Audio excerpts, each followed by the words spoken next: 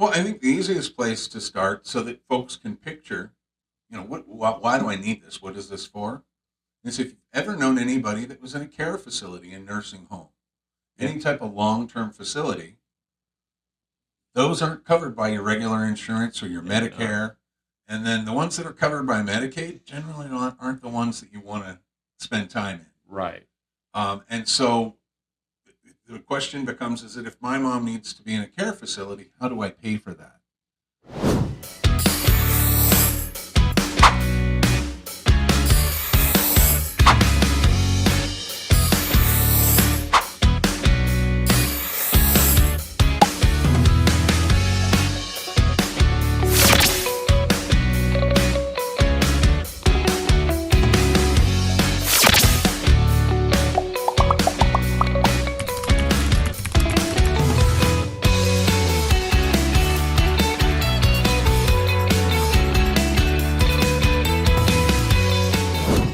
Hey there, welcome to the Living Well, Aging Smart podcast. A podcast for seniors who are looking to live their best life ever. Looking to live their life with purpose, with passion, and most of all, with a little bit of humor. Here's the thing. I'm Mitchell Schwartz, broker salesman 19845 with Keller Williams Marketplace. I'm a senior real estate specialist as well as a certified senior advisor. And my goal here is to help you live your best life. I'm very passionate about the senior well-being, from housing to health to scams to, more importantly, safety and staying connected with one another. You see, every week we're going to explore topics, things that matter most to seniors just like you and I. Aging in place, maybe actual transitions and navigating that process, protecting your legacy, and yes, occasionally we'll talk about real estate, right?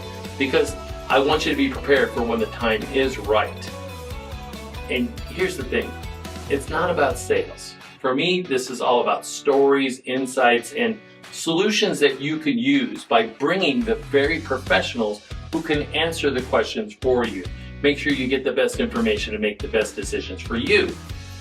Now, they care about the community just like I do. So before we go to any longer, why don't we just dive right in? So, Mike Carter, thank you for being here, my friend. The whole time? Huh? Have we been recording? Oh, yeah, the whole time. Oh, nice. No, this is great. That's why I do that, because as soon as I tell that everybody. everybody's on the camera, everybody's like comfortable talking. And then when we get on camera, sometimes people get all weird about it. But I'm so glad you're here. For those of you guys who are watching and or listening, Mike is a friend of mine, and he's an investment advisor who helps seniors. We're very passionate about helping seniors. And today we're going to talk about long-term care products, because I think especially if you have a history in your family of certain things, I think it's important to look at it. We're going to talk about that. But before we get started, I always like people to know like a little bit about who you are. So can you give us like a Reader's Digest of where you grew up, what brought you to Vegas, maybe what you did before this, and what drew you to help seniors in this way? Well, I'm originally from New Jersey. New Jersey. Yeah. So when people ask me, well, why are you a Philadelphia Eagle or Philadelphia Philly sports fan? Because you grew up in southern New Jersey? Central New Jersey. So Yeah. yes, it's a distinction that doesn't make that big a difference, but people do make it. And I was born into it. My grandfather and my father were Philly fans. Okay, so everybody knows that I'm a Cowboys fan, so the fact that I'm even nice to this guy right now is a big deal. Go Birds. I love it. Okay, so you grew up in central New Jersey, Yeah. Eagles fan. Okay, are you also a Phillies fan? Oh, yeah. Okay, great. So we're probably going to face you guys next round. I'm a Dodgers fan. So we'll go there. But so what brought you to Vegas? Oh, well, my parents moved here when I was 12, and it turns out that just, hey, I'm staying in Jersey and getting a job at 12 was not really much of an option. Yeah, probably not a good idea. That also means that I've been in Vegas for quite a long time, and I've seen the growth here. I've seen it since. Isn't it fun? It's literally 10 times the amount of people than when I first moved here. Yeah, when I moved Almost. here, I think we had 50,000 people living here, and now we have what like in the Clark County, it's almost 2 million. But just in Vegas, Henderson, and North Las Vegas, between all those, it's like 1.6 or Yeah. something like it's crazy, right? It's insane. Yeah, it is really insane, and not just that, all the cool stuff that we now have that we never used to have, right? Yeah, because when I first moved here, I moved from a place that had all that ethnic and cultural foods, for instance. And, Right. a lot of history there. I moved to Vegas, and there's 250,000 people here, and You can't really get an interesting donut. It's Winchell's or it's Twinkies. It's something I Right. could get anywhere.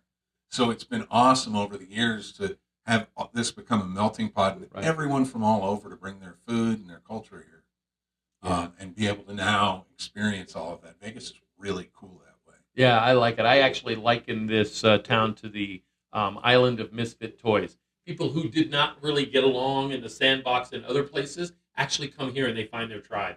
And that was me. Right? I was Absolutely. a little outspoken for 18 years old, and I came here and I figured, oh, I could be that here. So that's good. So what did you do before the insurance licensing thing? Well, I went to Chaparral High School here back when the neighborhood was much different than it is today. Sure. Um, What year did you graduate? Because I have lots of friends and clients that graduated from there. All right, well, let's tell you exactly how old I am. Class of '83. Okay, great. You graduated a year after I did, but I graduated in California and moved here. So my brother he went to Chaparral his first 2 years, and then he went to Tech, which is now Southeast Tech. Yeah, I live right down the hill from them. Exactly, yeah. They're the stone's throw from where the school's at. They're actually, Shap's doing their 40th anniversary or reunion for Class 85. Yep. They're doing an event tomorrow that I'll probably end up going to. Fantastic. Well, say hi to my friend Shell, and I think my buddy Jeff will be Shell going. Gavin? Yeah? Shell has already posted on Facebook. I'm also friends with Shell. Yeah, she's amazing. She won't make it because she has something. I think she's got something else that she's got lots of personal stuff going on, too. And Shell and I have known each other since she was the scoutmaster for my son's scouting. Wow. Yeah. She's good people. I sold she and her David the house that they live in, and Nice. good people. Nice. Yeah, that's fantastic. So that's excellent. Even at Chaparral, I was taking accounting classes. Oh, good for you. So doing the finance field, something in the business finance field I've been doing since I was a teenager. I also am a graduate of the University of Nevada at Las Vegas. Ooh. Go Rebs. Go Rebs, baby. And I got a business degree. Finance and marketing were my dual majors. Turns out if you go to college long enough, they're like, yeah, you can get a second major, sir. Oh, yeah. I was in no hurry to get out because I was enjoying college. Well, and they actually make you pick something, right? Yeah. So I've worked in banking. I did lending for a little while, doing a lot of second mortgages. It was an interesting way to get into lending. Right. Ended up working for a title company, and since we're sitting in a real estate office, it was First American Title. Oh, yeah. Did title and ended up working more customer service because I liked working with people more than I liked studying title documents. Yeah, nobody likes to look at the what do they call those? The prelims and the... Oh, there's people that do. Oh my yeah. gosh. But that was never my jam. Now, this is back in the day when we had this huge microfiche table. Oh, gosh. I remember those. Those are crazy. Yeah. This is also the time where it was all thermal faxes, too. So Yeah. for anybody that doesn't remember any of those, you're younger than I am. Yeah. So you did title and then lending. And then lending. And then, I graduated. And I fell into this business, to be honest with you. Really? Yes. Mutual of Omaha's Wild Kingdom was something as a kid I watched on Sunday Well, I think we all did. evenings at 6:30 before Disney came on. And I was just looking to do something different. Where I was working at the lending thing was kind of capped as far as, what my opportunities were. Sure. Just the way that company worked. And I'm like, you know what? I'm just going to go out and interview because I hadn't interviewed in like 6 years at that point in time. I'm just going to go out and interview. So I just picked a few things in the paper, and there was Mutual of Omaha. Ended up going out and interviewed with a few places. I really liked what Mutual of Omaha had to say. Right. And sure enough, then I ended up working at Mutual of Omaha, breaking into this business. Oh, that's so cool. Mutual of Omaha actually owns Keller Home Mortgage. Oh, do they? Yeah, well, they're a big stakeholder in it, so they opened up a lot of products. So Sure. One of my lenders that I work with, she works with Keller Home Loan, which is really the division of Mutual of Omaha, which has got a long-standing history and really solid, good foundation. Oh, a great company. Yeah, absolutely. So Great that's company. really good. So you've been doing this for a while. Let's dig. I think we should jump into this whole long-term care thing because, Sure. as you know, I help people transition from where they're at many times into a community that would be like independent, assisted, memory care, skilled nursing, goes the gamut, right? And a lot of people are going, I just don't understand how I can prepare to pay for it.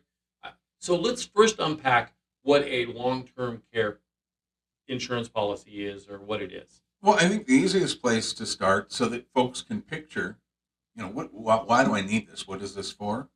is if you've ever known anybody that was in a care facility, a nursing home, any type of long-term facility, those aren't covered by your regular insurance or your Medicare. And then the ones that are covered by Medicaid generally aren't the ones that you want to spend time in. Right. And so the question becomes, is that if my mom needs to be in a care facility, how do I pay for that? Right. And so one of the options, just like there is for your auto insurance, is you can actually buy an insurance policy, and it's called a long-term care insurance policy. The nice thing about most long-term care insurance policies is they're not meant just for nursing home care, but they're meant for also home care. So I like to tell people, look, this is a policy that rather than you having to go into a facility, this is a policy to keep you in your home longer. I love that because I'm always encouraging people, let me come over, show you what you can do to age in place properly, which begs the question of, will this also cover some things to make adaptations to their home so they can age in place properly? In general, so I'm a broker. Right. I mentioned Mutual of Omaha getting into the business. I still work with Mutual of Omaha because they have still excellent products, including long-term care. I also work with other companies that offer long-term care benefits, so I shop them for my clients. Most companies that offer long-term care benefits, one of the benefits of what they do is things like durable medical equipment and home modifications. Building a ramp where all we had were stairs before. Right. I have seen it where they put in one of those seated, for steps where, hey, I need to go up to the second floor. They put in that seated elevator that people sit in. That's a big deal. Yeah, it depends on what kind of coverage you've got and what your interests are when you buy the coverage. But absolutely, that is something that's offered. Well, and I think if that's something you're looking for in a policy, you certainly should be reviewing that very carefully with your person, like Mike.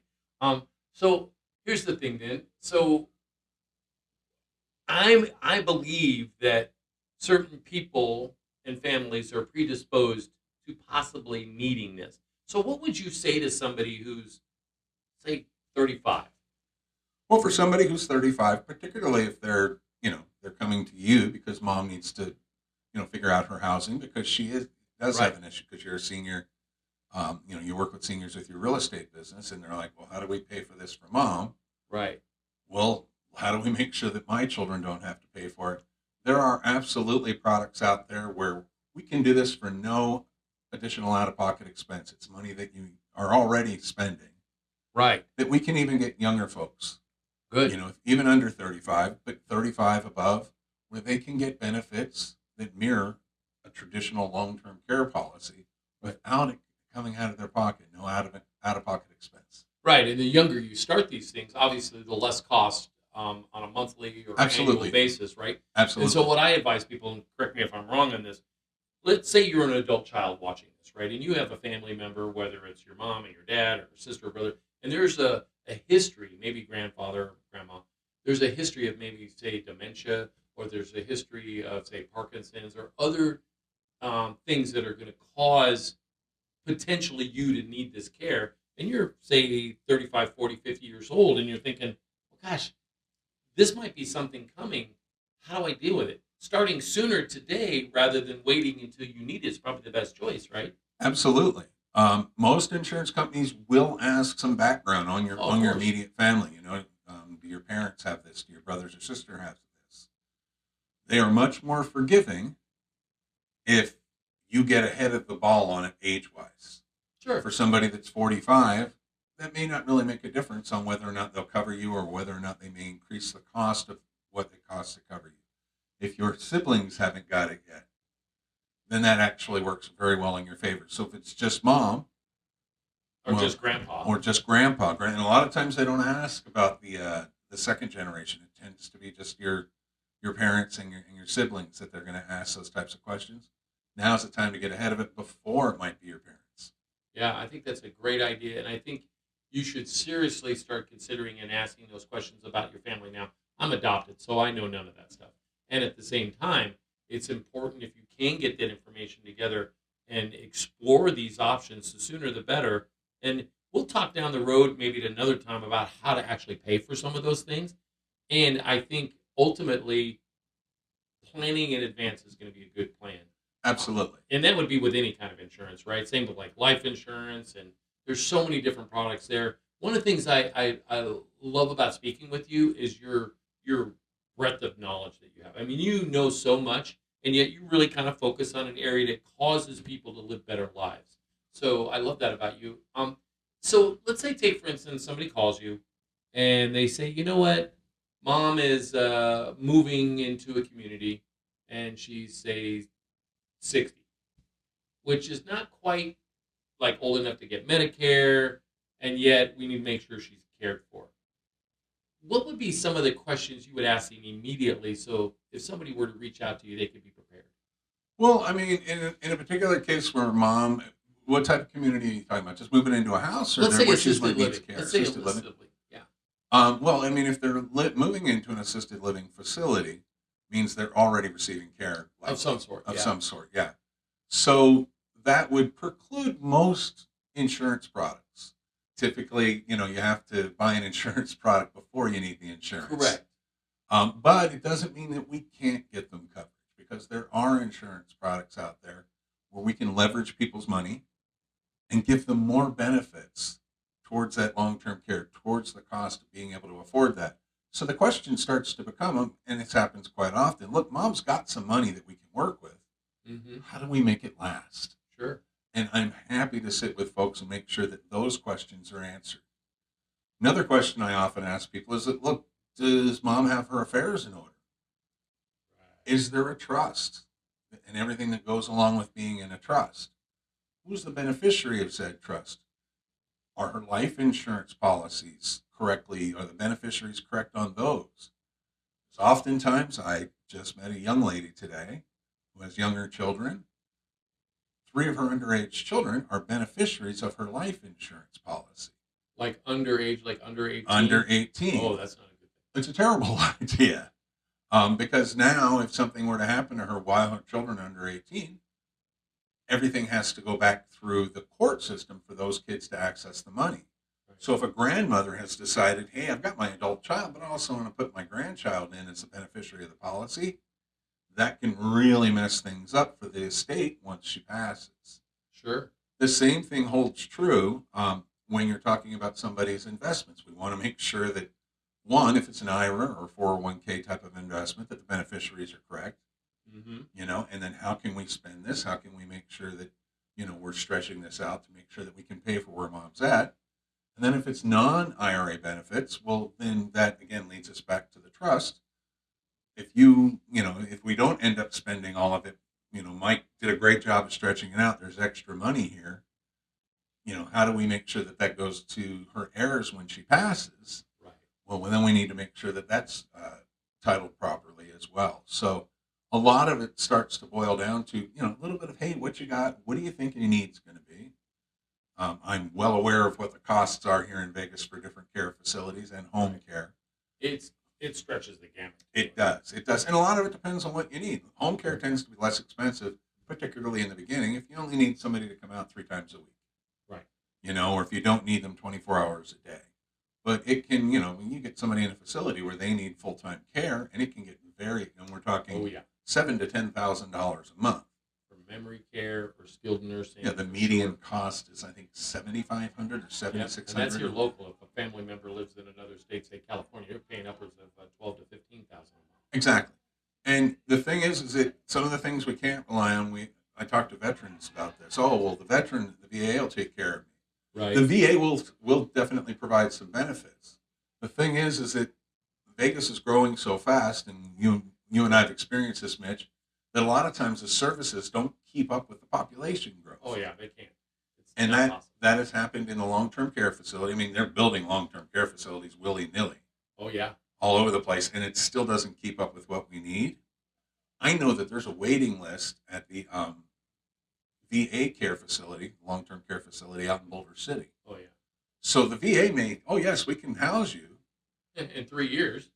Or in Texas. Right. Well, if you live here and Dad's got to be in a facility, the kids are all here. I mean, Texas may not be. Yeah. Exactly. No, I totally agree with you on that. And so what I hear from you saying this is the best thing a person probably could do. Let's say you're an adult child of a senior, and let's say mom's thing's already taken care of, but maybe you own a home, and you have some insurance products, and you have some retirement products, and maybe you own some stock and some cars, and you got some savings and a rental property somewhere.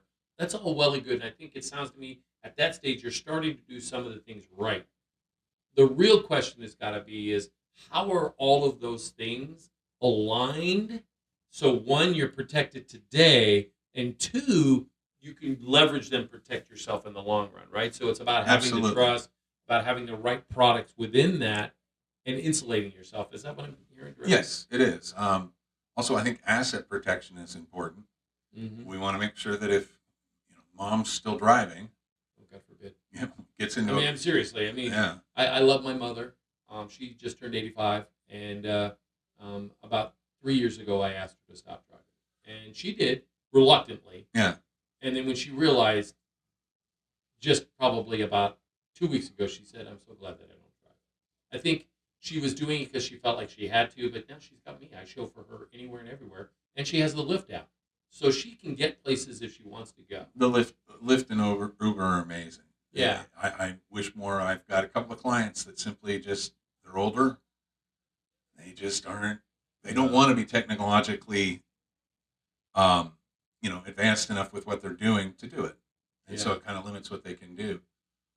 In Nevada, we have good asset protection laws. So, for instance, your mom had gotten into a car accident that accidentally killed somebody. Well, It could happen, yeah. It does happen. Most people don't carry much more than about $100,000 worth of car insurance. Oh, most people carry the minimum. The minimum, yeah. I carry 100,000, so that's what I do. But I also carry $1 million worth of liability coverage. But if you accidentally kill a hand surgeon and they sue your estate for $4 million and get a judgment, they can come after your stuff. Everything. Yeah. And that trust, a revocable trust, doesn't really. It's good, but it's not great asset protection. Right. One of the things I recommend to every client that I sit with is one, get your house in a trust because of probate, Yeah, avoiding that cost. but for sure. also do a homestead agreement. Right. And so if you're working with Mitch, these are two things that I know Mitch tells people, hey, go and get Every that time. done. And Yep. so that's totally important to do because the homestead agreement protects, I think, it's what, $800,000 Yeah, of it equity protects a now? lot. It insulates you from creditors, and it's a 100%. real good thing. And so with the products that I work with, things like 401ks and IRAs, Roth IRAs, are federally protected against creditors. That's great. Your life insurance and annuities in the great state of Nevada were one of, at the time we adjusted the law, we were one of 12 states that offered basically creditor protection almost 100% for both. It is 100% for life insurance. So if you have cash value life insurance, They can't. or if you have an annuities, yeah, they basically can't come after that. Well, that's really good to know, especially I think for my senior clients who are still driving, because one of the things that my mom expressed was she was worried and concerned if something should happen, what they could take from her. And I'll circle back. I know that we're not going to dive too much into investment products. We'll do that at another Yeah. time because I think that's But important. to a talk about lot, when I first started doing long-term care insurance, they based the policy itself on a healthcare platform. too. Right. Okay. Over the years, long-term care has changed. And so most of the insurance products are based either on a life insurance platform or on an annuity platform. So again, if you're using those products, now your long-term care insurance is protected from creditors. Oh, that's If we're good to using know. cash as part of what that is. That's good to know. Yeah. And then that sort of lends itself to, well, Mike, how is all this taxed? Right. There are times that I can show you how, okay, we've got money over here. Some of that's going to end up being taxed unless it's used for long-term care. So some of the planning that I talk to my client, well, all of the planning, every product I sell has some sort of tax effect. Right. And while I'm not an accountant, I've taken accounting classes. I know how the tax law works, and I know how taxes affect the products that I work with. Yeah. Just like Mitch knows how taxes are affected by the products that he works with, 100%. because he's an expert on that. Yeah, and I think it's good to point out right now that neither one of us is a CPA or a tax advisor. Neither one of us is an attorney. Nope. Right? I'm not a doctor. You're not a doctor, or any of that kind of stuff. And while you're the insurance and securities guy, I am not, and you're not the real estate guys, and I am. So understanding we each have our lane, and a lot of what we talk about is based on our experiences and the experiences of our clients and our opinion. And that's why it's important to work with experts like Mitch. When I talk about real estate, I give my clients general information. Sure. I do have some real estate background in my life, as I mentioned earlier in the podcast. Right. But I don't claim to know, like, look, I know exactly all of this. And that's why I'm not trying to be everything to everybody. No. I work with other professionals just like Mitch because I know that he's an expert in what I do. And I've got that knowledge about the parts of your finances and insurance that I work with to be able to help you there too. That's fantastic. Well, man, this is really awesome. Is there anything that we didn't bring up around the long-term health care or long-term care insurance that people need to know that I didn't ask you about? So I don't charge a fee for what I do. If the clients just want to get an idea what long-term care insurance looks like, maybe get some quotes, I do it from a variety of companies. Right. We sit down and figure out what is the best avenue to even start that part. Right. And it doesn't cost anybody to work with me. It doesn't cost anybody to ask questions either, Exactly. right? Exactly. Yeah. I'm a commission-based salesperson, so if you like the ideas that I bring to you, you like the products that I show you, the companies that I work with pay me. Yeah. I'm happy to work with folks, even if it's just simply a call of, and this keeps happening to me, and it's happened to me, for years now, of, well, mom needs care, or this is happening to mom, or my mom's starting to show signs of dementia. What do I do? Right. Mitch and I are members of organizations that we actually partner with a lot of other senior care folks. Certainly. And even if it's a matter of me talking to somebody and going, look, mom's got Alzheimer's. Sounds like everything you've already done is pretty good. I can't really give you any more guidance with what I do. But you're really unfamiliar with Alzheimer's? Well, there's an Alzheimer's association in town. Absolutely. I would call them and ask them for some guidance because they're going to help you out. Sure. And that holds true for almost, as we mentioned earlier about Las Vegas, we have almost everything here. Oh, yeah. And it comes to that when it comes to, people with almost any type of different health concern.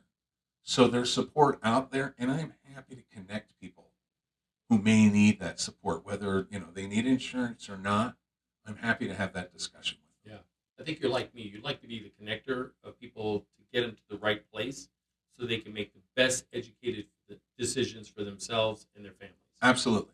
Absolutely. Absolutely. I will tell you that long-term care insurance is one of the newer insurances out there. And so it's something that a lot of people don't have. And everyone, we did a survey once on life insurance, and we found out everyone dies. No. I'm telling you. But life insurance has also been around for 250 years. Most people are aware of life insurance. Right. Lots of folks are unaware of long-term care insurance, or even if they are aware, it won't happen to me. The thing is that when it comes to a long-term care insurance policy, 2 out of every 3 people, just in the United States, will use the benefits of a long-term care insurance policy. Oh, wow. But I will tell you that I think about 15% of folks, might be even under that, Wow. might be 10% of folks out there that have long-term care insurance policies. That's So it's nuts. just, it's going to be a concern, particularly in the next few years as the population ages. Oh, yeah. We're all aging pretty quick. I'm considered a boomer. You're just past that. So, yeah, that is what it is. Well, Mike, I can't tell you enough how much I really appreciate you being here. And we'll schedule another time to talk about other things that can provide income and solutions, because not everybody wants to sell their house, and I get it. And not everybody should sell their house. I get that too, Absolutely. right? And if I can help somebody age in place, that's an idea too. So we'll come up with other conversation that I think is relative to maybe creating income or long-term security for a person who's of age. Is that Mitch, okay? thanks so much for having me. I really appreciate I this. appreciate you too. Thank you so much. Thanks. Thank you so much for joining me today on the Living Well Aging Smart podcast, the one for seniors to help you live your best life possible. This is the way that we're going to take the next step to make sure that you're aging clearly, safely, and more importantly with confidence and in a community that cares about you. Today's episode, for me, brought up questions that I think you'd probably want to be involved in asking. Talk to your family, whomever you got to talk to. Maybe it's about your own housing transition. Anything that comes up about what we talked about today in the podcast, or if you just have questions about the market in general, you can click on the link in the description. You get an easy 15-minute phone call with me just to ask questions, or you can shoot an email to them, or you can just call me directly on my cell phone, 702-303-0040. You're also free to go to my website, seniorassistanceteam.com. There's lots of information there, places you can dig around and find some helpful resources and guides and tools to help you with your next step. But here's the thing also, you should probably, if you like this, subscribe to it, leave a review, maybe share it with somebody you know that would appreciate it or get benefit from this information. In either case, until next time, stay safe, stay smart, live well, and age smart. Thank you so much for being here.